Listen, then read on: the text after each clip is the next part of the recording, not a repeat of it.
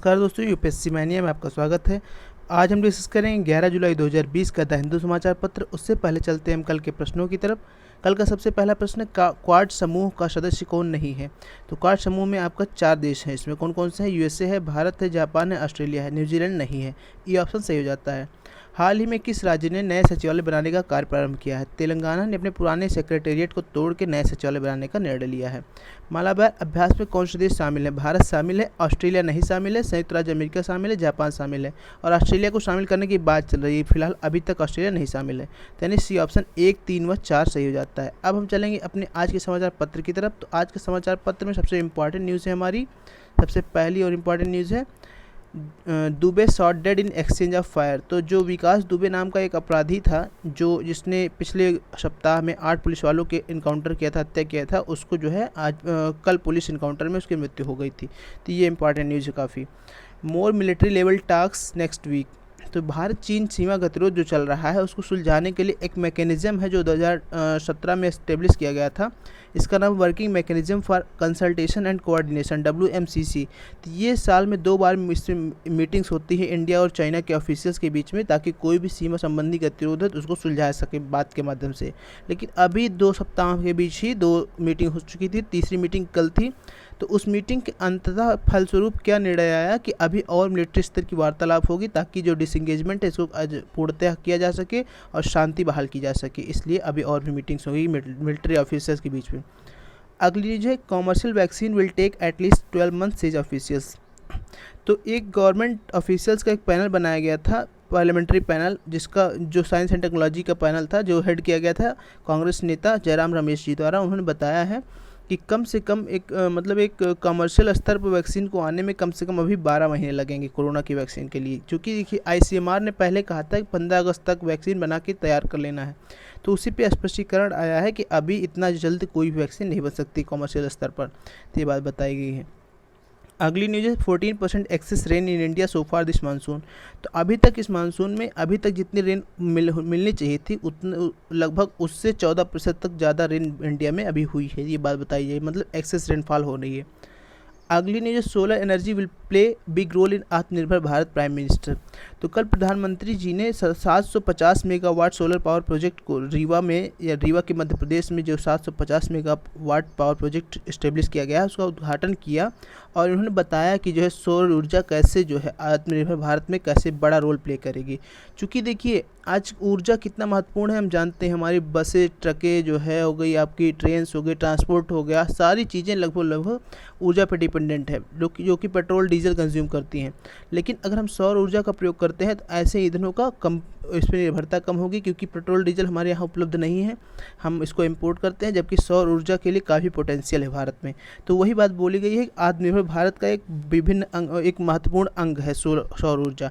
तो अभी हाल में 750 megawatt solar power project establish किया गया है रीवा मध्य प्रदेश में। ये बात बताई जा रही है। ये चीज़ आपको काफ़ी महत्वपूर्ण हो सकता है, प्रश्न भी पूछे जा सकते हैं।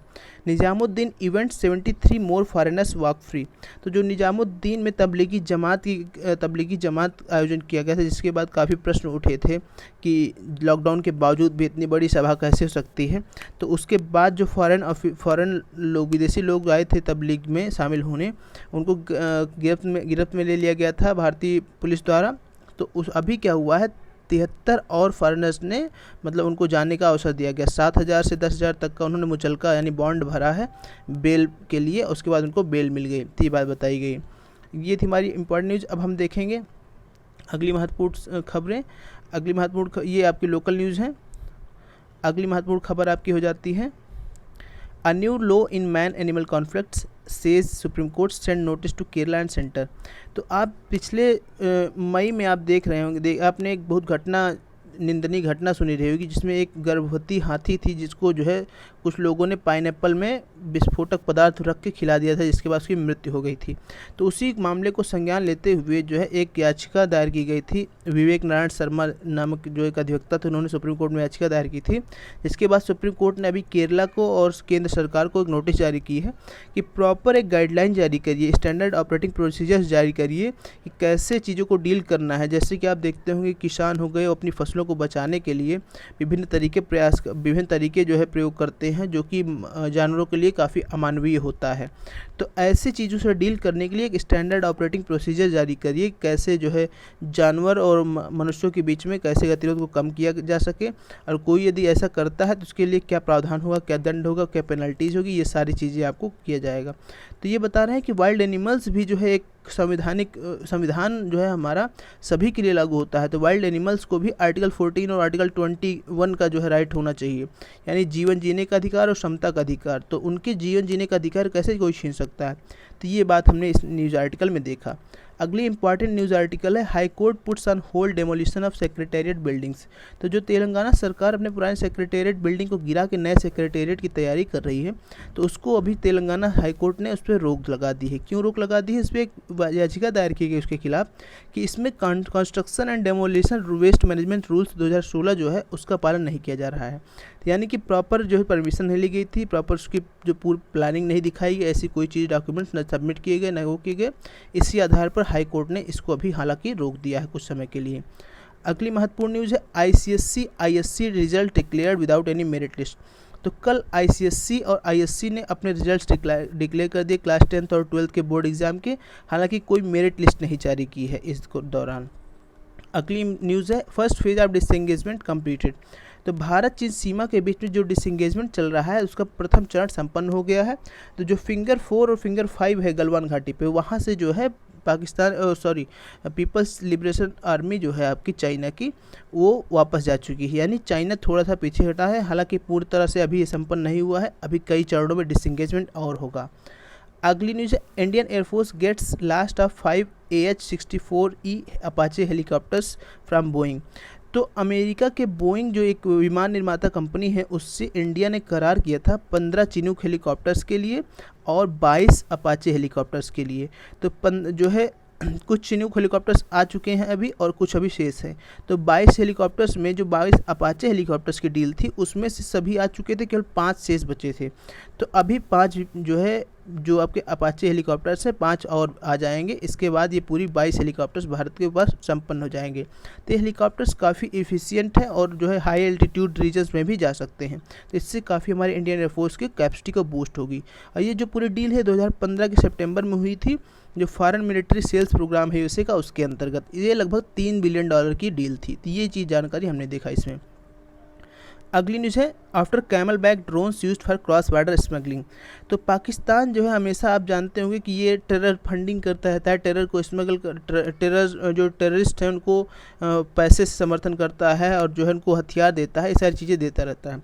तो पहले जो तरीका था, खास करके जो ऊँट रहता था, ऊँट के जो है पीठों पर लाद कर हथियार को स्मगल किए जाते थे। लेकिन अभी देखा गया है, थोड़ा सा बदलाव देखा गया, टेक्नोलॉजी को यूज़ कर रहे हैं ये लोग और जो है क्या कहते हैं ड्रोन्स का प्रयोग कर रहे हैं। ड्रोन्स अनमैन्ड ड्रोन्स है, उसमें हथियार जो है बांध के सीमा के इस पार छोड़ जाते हैं। तो पिछले सप्ताह जो है 20 जून को लगभग BSF ने एक ड्रोन को जो है मार गिराया था जो हथियारों की स्मगलिंग करने का प्रयास कर रहा था। तो ये बात बताई गई कि ड्रोन्स को भी क्रॉस बॉर्डर स्मगलिंग के लिए प्रयोग किया जा रहा है। अगली जो fresh push for pedal power in smart cities. तो स्मार्ट सिटीज़ मिशन है आपका ministry of housing and urban affairs, यानी कि आवास एवं शहरी विकास मंत्रालय जो है, इसके द्वारा स्मार्ट सिटीज़ मिशन लॉन्च किया गया था।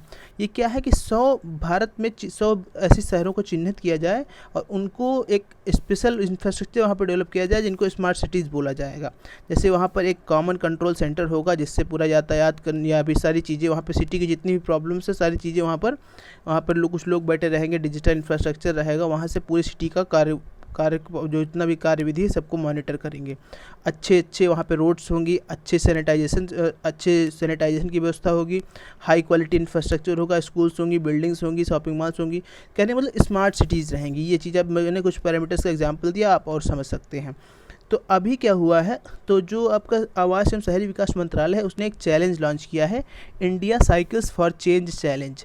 इसके अंतर्गत ये कहा गया है कि जो 100 स्मार्ट सिटीज़ हैं और इनके अलावा जो है जो भी इन स्मार्ट सिटीज़ के अलावा जो भी 5 लाख से ज़्यादा जनसंख्या वाले शहर हैं या फिर किसी राज्य के या केंद्र शासित प्रदेश की राजधानियां हैं, ऐसी राजधानियों पे ये चैलेंज लागू होगा। इस चैलेंज के अंतर्गत क्या करना है कि जो पब्लिक या फिर प्राइवेट जो है कंपनीज़ को इनवाइट करना है और साइकिल इंफ्रास्ट्रक्चर यानी साइकिलिंग को बूस्ट करना है कि जैसे कोई एक पूल को ना सकता है, जैसे एक उदाहरण तौर पे ओला उबर होता है, तो उसी प्रकार साइकिल भी जो है कहीं आप साइकिल स्टैंड बना दीजिए, वहाँ पे साइकिल अवेलेबल करा दीजिए और कुछ पब्लिक को यूज़ करने के लिए अलाउ कर दीजिए और उसके बदले में वो कंपनियाँ किराया ले सकती है।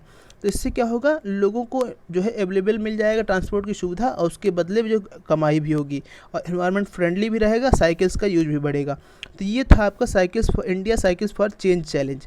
कहाँ कहाँ लागू होगा? 100 स्मार्ट सिटीज़ में, और जो भी जनसंख्या जिनमें और अन्य अन्य शहर जिनमें 5 लाख से ज़्यादा जनसंख्या है या फिर वो किसी राज्य या केंद्र शासित प्रदेश की राजधानियाँ हैं, ऐसे सभी शहरों में लागू होगा।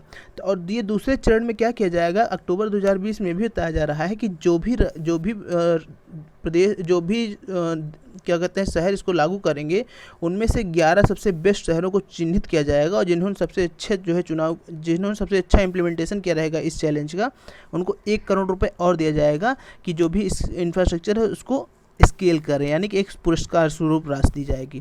तो ये 2 स्तरीय चैलेंज है India cycles for change challenge, जो आपका आवास एवं शहरी विकास मंत्रालय द्वारा लॉन्च किया गया है। 100 स्मार्ट सिटीज़ प्लस 5 लाख से जो भी जनसंख्या ज़्यादा है उन शहरों की और राज्य और केंद्र शासित प्रदेश की सभी राजधानियों में, ये सभी शामिल हो सकते हैं इस चैलेंज में।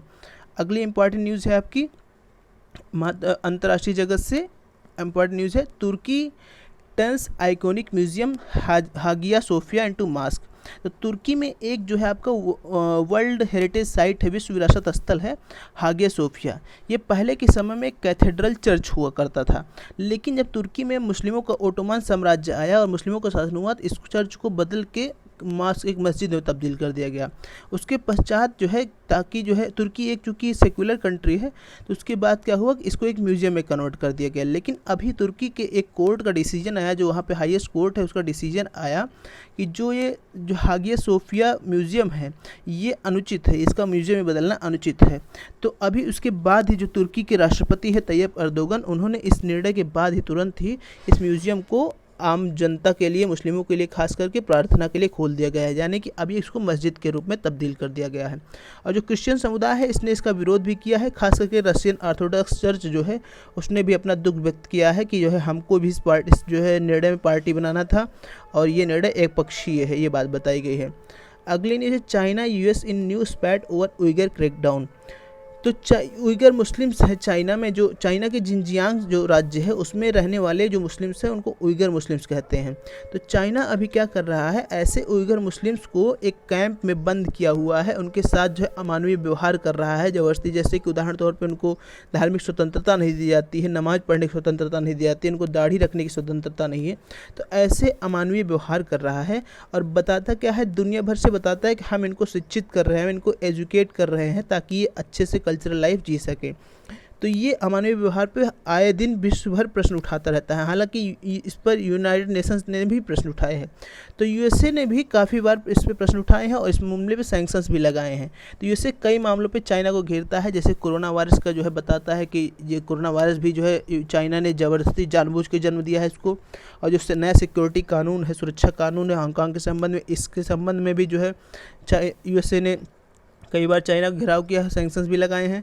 और तिब्बत और जिनजियांग क्षेत्र में जो चाइना का व्यवहार है इसमें भी, जैसे तिब्बत में आप देखते होंगे जो भी यहाँ बुद्धिस्ट है इनके साथ कैसे यहाँ पे ऐसा अमानवीय व्यवहार किया, उसको कब्जा कर लिया तिब्बत को, और जो है जो दलाई लामा समेत अनेक बौद्धों को भारत में शरण लेनी पड़ी। जिनजियांग में जो उइगर मुसलमान हैं उनके साथ अमानवीय व्यवहार कर ही रहा है। तो इन सभी मुद्दों पर यूएसए चाइना को घेरता है। तो अभी क्या हुआ है, तो फिर जो उइगर मुस्लिम पर एक दूसरे में झड़प, मतलब बात हो रही है एक दूसरे में, ये आरोप लगा रहे हैं, चाइना अपने आप को डिफेंड कर रहा है। तो ये न्यूज़ थी इसमें।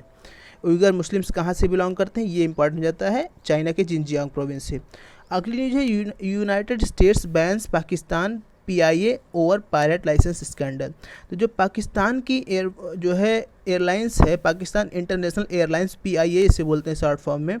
तो अभी क्या हुआ है कि उसमें लगभग जो पाकिस्तान में लगभग 860 एक्टिव पायलट्स हैं, जिनमें एक जांच की गई, उसमें पाया गया कि 260 ऐसे पायलट थे जिनका फेक जो है, या तो पायलट का उनका जो लाइसेंस है पायलट का या तो फेक है, या तो उन्होंने एग्जाम्स में चीटिंग की है। तो यानी कि उनकी गुणवत्ता पे प्रश्न उठता है। तो अगर ऐसे जो है फेक लाइसेंस वाले पायलट उड़ाएंगे जहाज़, तो खतरा होना लाजमी है। और आप जानते भी होंगे PIA का एक विमान जो है पिछले माह ही क्रैश कर गया, जिसमें सभी लोग मर गए थे, 1-2 लोग को छोड़ के। तो अभी इसलिए इसी चिंता को देखते हुए कि वहाँ पे जो पायलट्स हैं वो अनट्रेंड हैं, फेक लाइसेंस लेके उड़ा रहे विमान, तो अभी USA ने पाकिस्तान इंटरनेशनल एयरलाइंस को बैन कर दिया है कि जो भी हमारे यहाँ से कोई आप उड़ान नहीं भर सकते हो। ये बात बताई गई है। France ask Israel to drop West Bank annexation plans. तो जो फ्रांस के राष्ट्रपति हैं इमैनुअल मैक्रोन, इन्होंने जो है इजराइल से कहा है कि आप जो वेस्ट बैंक एनेक्सेशन प्लान किए हो इसको ख़त्म कर दो, इसको कैंसिल कर दो, ये मत करो। तो ये क्या है हम जानेंगे। इजराइल और फ़िलिस्तीन विवाद आप कई बार सुना होगा आपने न्यूज़ में। ये क्या है कि इजराइल और फ़िलिस्तीन एक जो है टेरिटरी के लिए लड़ रहे हैं। इजराइल बोलता है कि हमारा क्षेत्र है, फ़िलिस्तीन बोलता है हमारा क्षेत्र है। तो अभी इजराइल क्या कर रहा है, इजराइल ने निर्णय लिया है कि जो है एक बीच में देखिए कुछ महीनों पहले जो USA ने इजराइल का समर्थन करते हुए एक मिडिल ईस्ट प्लान लॉन्च किया था, बोला था जिससे मतलब इस प्लान को एग्जीक्यूट कर दिया जाएगा तो जो ये मध्य एशिया देश है, मध्य पूर्वी एशिया देश है, यहाँ पर शांति आ जाएगी। तो उस प्लान का एक हिस्सा था कि जो फिलीपींस के अंतर्गत जो वेस्ट बैंक क्षेत्र आता है, जहाँ पे कुछ इजरायली लोग भी रह रहे हैं, उन्होंने अपना अधिवास बना लिया है, उस पर इजराइल को कब्जा कर दिया जाए, इजराइल उसको एनेक्स कर ले, यानी कि अपने कब्जे में मिला ले, तो इससे शांति स्थापित हो जाएगी। तो ये मिडिल ईस्ट पीस प्लान का हिस्सा था जो कि डोनाल्ड ट्रंप ने प्रपोज किया था। तो अभी उसी के अंतर्गत इजराइल के जो प्राइम मिनिस्टर है बेंजामिन नेतन्याहू, उन्होंने 1 जुलाई की तिथि रखी थी वेस्ट बैंक जो कि फिलीपींस के क्षेत्र में आता है उसको इजराइल के क्षेत्र में लाने के लिए। लेकिन क्या हुआ था, तो ब्रिटेन के काफ़ी अपोज करने के बाद जो उन्होंने स्थगित कर दिया था। तो अभी फ्रांस भी अपोज कर रहा है कि भविष्य में भी ऐसी कोई गतिविधि ना की जाए, ये अंतर्राष्ट्रीय कानूनों के खिलाफ है, ये बात बताई गई है। अगली न्यूज है, Kim's sister says no need for another US summit. तो जो नॉर्थ कोरिया के लीडर है किम जोंग उन, उनकी जो बहन है वहाँ की राजनीति में काफ़ी प्रभावी है, उनका नाम है किम यो जोंग। तो उन्होंने कहा है कि अगली US से वार्ता की कोई आवश्यकता नहीं है। हाँ, 2 बार US से नॉर्थ कोरिया के जो पावरफुल लीडर है किम जोंग उन, उनकी 2 बार बात हो चुकी है अभी तक, अभी भी कोई रिजल्ट नहीं आया है। ना कि नॉर्थ कोरिया का कहना है कि ना हम पे कोई सैंक्शंस हटाए गए हैं, ना हमको कोई लाभ मिला है, जबकि हमने जो समझौता हुआ था उसकी तहत काफ़ी बातें मानी थी। तो उसी को देखते हुए किम यो जोंग जो उनकी बहन है किम जोंग उनकी, उन्होंने कहा है कि अब US से वार्तालाप करने का कोई मतलब नहीं है। अगली न्यूज़ है, major explosions rock Iran again, third blast in 3 weeks. तो तीसरे सप्ताह में ईरान में 3 सप्ताह के अंदर तीसरा नया बड़ा धमाका हुआ है। तो पहले 2 धमाके कहाँ हुए थे, एक खोजिर में हुआ था जहाँ पे ईरान का सबसे बड़ा मिसाइल प्रोडक्शन फैसिलिटी है, और दूसरा हुआ था नाटांज में। नाटांज एक ईरान का न्यूक्लियर बेस है, सबसे पहला न्यूक्लियर बेस है, तो यानी कि मिसाइल प्रोडक्शन फैसिलिटी पे न्यूक्लियर बेस पे अटैक हो चुका था, यानी कि वहाँ पे धमाका हो चुका था। और नाटांज न्यूक्लियर कॉम्प्लेक्स पे जो धमाका हुआ था तो उसके पीछे जो है इजराइल का हाथ बताया जा रहा है, हालांकि स्पष्ट रूप से ईरान ने नहीं स्वीकार किया है, यानी ईरान ने स्पष्ट पब्लिक बयान नहीं दिया है। तो अभी तीसरा धमाका ईरान में हुआ है। तो ये जो है देखा गया है कि ईरान का USA से काफ़ी टेंशन्स हैं, और ईरान के साथ जो JCPOA पैक्ट हुआ था USA P5 कंट्री जो जर्मनी के साथ, उससे बाहर आने के बाद ईरान में जो है काफ़ी समस्याएं चल रही हैं, और इसके पीछे क्या हाथ है, इसका जो है आपका इंटरनेशनल रिलेशंस के संबंध में काफ़ी इंपॉर्टेंट आ जाती है। ऐसी न्यूज़ को काफ़ी ट्रैक करना इंपॉर्टेंट होता है। तो अभी 3 सप्ताह के भीतर ईरान में तीसरा धमाका हुआ है, और जो नातांज में धमाका हुआ था उसके पीछे इजराइल का हाथ बताया जा रहा है। तो ऐसी न्यूज़ को ट्रैक करके आपको बुन के एक जो है कंक्लूजन में निकलना होगा। तो हमको देखते रहना ऐसा क्यों हो रहा है। People's Bank of China pares stake in HDFC to less than 1%। तो जैसे ही जो है लॉकडाउन लगा था उसके बाद जो है HDFC का शेयर काफ़ी गिर गया था, उसका शेयर वैल्यू। तो उसके बाद पीपल्स बैंक ऑफ चाइना ने फ़ायदा उठाते हुए मौके का सस्ते शेयर को खरीद के लगभग 1.1% हिस्सेदारी HDFC में खरीद ली थी। तो लेकिन क्या होता है कि हमारे यहाँ का स्टॉक मार्केट का नियम है कि जो भी अगर कोई भी किसी भी कंपनी का 1% से अधिक शेयर खरीदता है तो उसको शेयर धारकों की सूची में उसका नाम स्पष्ट रूप से मेंशन किया जाता है। तो इसी बात से बचने के लिए पीपल्स बैंक ऑफ चाइना कि हमारा नाम जो है शेयर धारकों की सूची में ना आए, तो उसने अपने शेयर को बेच दिया है। 1.1% शेयर अभी तक था, उसको कम करके 1% से कम करके ला दिया है। तो इससे क्या होगा कि अब शेयर धारकों की सूची में उसका नाम नहीं आएगा। हालांकि शेयर रहेगा, वो 1% से शेयर कम होने पे शेयर धारकों की सूची में उस शेयर धारक का नाम नहीं रखा जाता है। तो इसलिए पीपल्स बैंक ऑफ चाइना को उसमें नाम नहीं रहेगा। तो ऐसा क्यों किया गया है? आप देख रहे होंगे एंटी चाइना सेंटीमेंट काफ़ी इंडिया में ओरिजिनेट हो रहा है, और जो भी चाइनीज चीज़ है उनको बायकाट हो रहा है। तो ऐसे करने से जो है HDFC का भी हित प्रभावित होगा और पीपल्स बैंक ऑफ चाइना का भी हित प्रभावित होगा। तो इसलिए उसने जो है शेयर धारकों की सूची में से अपना नाम ना आने पाए, इसलिए ऐसा कदम उठाया है। अगली न्यूज़ है Yes Bank FPO floor price set at 12 rupees a share. तो जो एस बैंक है उसमें जो है राणा कपूर जो उसके प्रमोटर थे, उनके घोटाले के बाद जो है RBI ने कंट्रोल में ले लिया था। तो अभी इसको उसमें कैपिटल और जो है यानी रिकैपिटलाइज करने का प्लान हो रहा है। तो अभी उसके माध्यम से क्या हुआ है, follow on public offer launch किया है। फॉलो ऑन पब्लिक ऑफ़र क्या होता है? ये कंपनी जब कोई भी कंपनी या कोई भी संस्थान जब स्टॉक मार्केट्स में, तो मतलब जो इनिशियल पब्लिक ऑफरिंग होती है जब स्टॉक मार्केट्स में पहली बार जब उसका शेयर लॉन्च होता है, उसके बाद जो भी शेयर्स लॉन्च होते हैं उसको कहते हैं फॉलो ऑन पब्लिक ऑफर। तो अभी FPO लॉन्च किया है जिसमें न्यूनतम दाम एक शेयर का 12 रुपये रहेगा। तो ये बात बताई गई है एस बैंक के संबंध में। अगली इंपॉर्टेंट न्यूज़ है NCLT rejects Kaimal's plea against Siemens Gamesa. तो सीमेंस गमेशा एक कंपनी है, उसमें काइमल एक जो है जो रमेश काइमल थे वो उसके पुराने चेयरमैन थे और MD थे सीमेंस गमेशा के। तो अभी उन्होंने इसके बाद NCLT national company law tribunal में एक अपील फाइल की, जिसके अंतर्गत कहा है कि इस कंपनी ने हमको अभी 104 करोड़ रुपए बकाया है और हमें दिया नहीं है, इसलिए हम इस कंपनी के जो है दिवालियापन के लिए इसको जो है फिर दिवालियापन के लिए हम इसके अपील फाइल करते हैं नेशनल कंपनी लॉ ट्रिब्यूनल में। तो नेशनल कंपनी लॉ ट्रिब्यूनल के बारे में जानेंगे। तो एक कानून पारित हुआ था इंसॉल्वेंसी एंड बैंकरप्सी कोड 2016 में। इसके अंतर्गत ये था कि कोई कंपनी यदि किसी जो है आर्थिक भ्रष्टाचार करती है या फिर अपना लोन देने में अक्षम है, तो उस कंपनी को या फिर उस कंपनी को उतने हिस्से को डाइल्यूट कर दिया जाएगा, उसके शेयर को बेच दिया जाएगा, उनके सामानों को, ताकि उसके कर्जे को चुकाया जा सके। यदि कंपनी मतलब पहले तो प्रयास किया जाएगा उस कंपनी को रिवाइव किया जा सके, यानी कंपनी को जीवित रखते हुए ही उसके कर्ज को चुका दिया जाए। यदि संभव नहीं होगा तो कंपनी को नीलाम करके ही कर्ज को चुकाया जाएगा। तो ये इंसॉल्वेंसी एंड बैंकरप्सी कोड के अंतर्गत था। इसी के अंतर्गत नेशनल कंपनी लॉ ट्राइब्यूनल है, यानी एक जो है ये सेमी जुडिशियल कोर्ट स्थापित किया गया है, जिसमें कोई भी हितधारक जिसका उस कंपनी से जो है हित जुड़ा हुआ है और अपना पैसा बकाया हुआ है, कोई उसको शिकायत है, तो उसमें जाके शिकायत कर सकता है। तो उसी नेशनल कंपनी लॉ ट्राइब्यूनल के अंतर्गत जो आपके रमेश काइमल थे, फार्मर चेयरमैन और MD थे साइमंस गमेशा के, उन्होंने अपने 104 करोड़ रुपए के बकाया के लिए जो है अपील फाइल की है कि हमें साइमंस गमेशा से पैसा दिलाया जाए या फिर इंस्टॉल कर दिया जाए इसको। लेकिन जो है इस अपील को खारिज कर दिया गया है। क्यों? क्योंकि एक अध्यादेश जारी किया गया था और ये कहा गया था कि 25 मार्च 2020 के बाद यदि कोई भी जो है कंपनी अपने वादे पे यानी अपना डेब्ट क्लियर करने में अक्षम रहती है तो उसके खिलाफ इंसॉल्वेंसी प्रोसीडिंग नहीं होंगी, क्योंकि ये लॉकडाउन का समय है और हर कंपनी मुश्किल अवस्था में है। तो इसलिए इस अपील को खारिज कर दिया गया है। अगली न्यूज़ है plan to add small trade having little effect. तो जो भी स्मॉल ट्रेडर्स हैं उनके लिए काफ़ी योजनाएं लाई गई है। जैसे आपका लोन की योजना है, 3 लाख करोड़ की MSME को फंडिंग देने के लिए योजना है कि लोन दे सकते हैं वो। लेकिन ये बता रहे हैं जो स्मॉल ट्रेडर्स वो बता रहे हैं ये हमारे लिए एक बहुत ही मुश्किल की बात है, ये हमें कोई हित नहीं कर सकती। क्यों?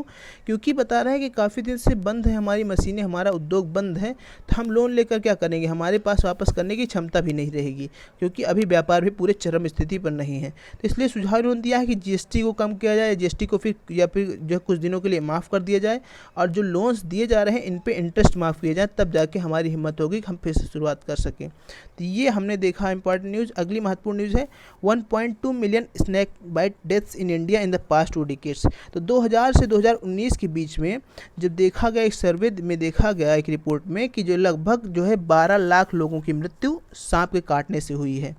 तो ये बात बताई जा रही है कि लगभग 58,000 मृत्यु प्रत्येक वर्ष हो रही हैं अगर औसत देखा जाए तो।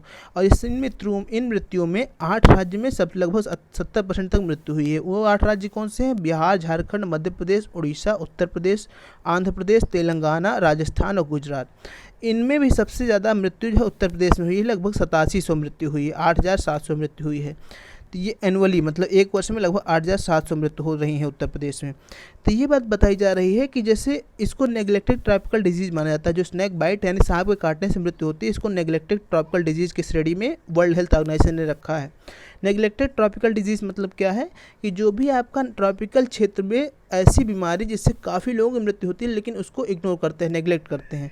देखिए जो है, हालांकि आप जैसे कल्पना करिए कि 12 लाख लोगों की मृत्यु हो चुकी है, लेकिन आप आज भी देखिए आपके समाज में जो सांप काटने से कोई मतलब कोई ना उपचार है ना कोई सीरियसनेस है, आदमी इसको इग्नोर किया रहता है। जब आदमी को काटता है, मुश्किल पड़ती, तभी आदमी को याद आता है अरे ये तो बड़ी समस्या है। हालांकि इसके लिए स्वास्थ्य क्षेत्र ने भी कोई भी कदम नहीं उठाए हैं, तो इसलिए इसको नेग्लेक्टेड ट्रॉपिकल डिजीज़ बताया जा रहा है। सांप काटने की केसेज ज़्यादातर लो एल्टीट्यूड और ग्रामीण क्षेत्रों में देखने को मिलता है।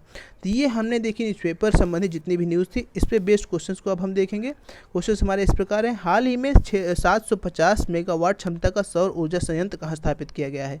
रीवा मध्य प्रदेश, नैनी उत्तर प्रदेश, बागौर राजस्थान, शिमला हिमाचल प्रदेश। इसका जवाब आपको कमेंट बॉक्स में देना है।